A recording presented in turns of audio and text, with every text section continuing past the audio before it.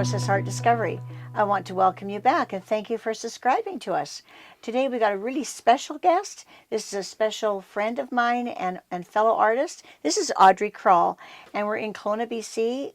So have you ever painted outdoors on plein air, they call it? Have you ever done that? Oh, I did. It's disastrous. How different is it? Oh, it's horrible. It's not as bad as, now it's not that bad. Now that I know what I'm doing, or sort of know what I'm doing.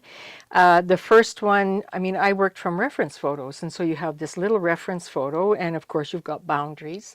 And you go in outside and you set up, and all of a sudden this reference photo is this massive. And you think, what am I going to paint? Right. And you try to put it all in, and you can't, and your brain just can't adjust to it. And even though you take a photo, you still can't adjust to that. And even if you hold up a mat and you want to get it all in, you just can't do it.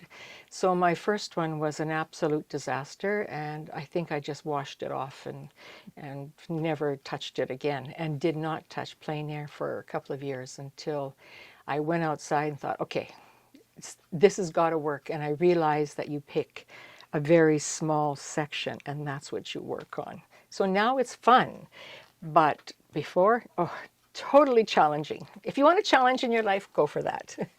Well, I feel challenged with the light changing because my husband's very, very set on shadows being in the right place.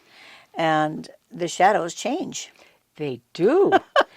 And even though you try to remember where they are, they're ever changing, and you keep following them until you're right off the wall. Oh, wow, that's hard. Good for you. Good for you.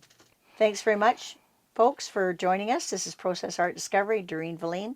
Remember to click on subscribe and that little bell up in that corner. And we're going to keep going on this.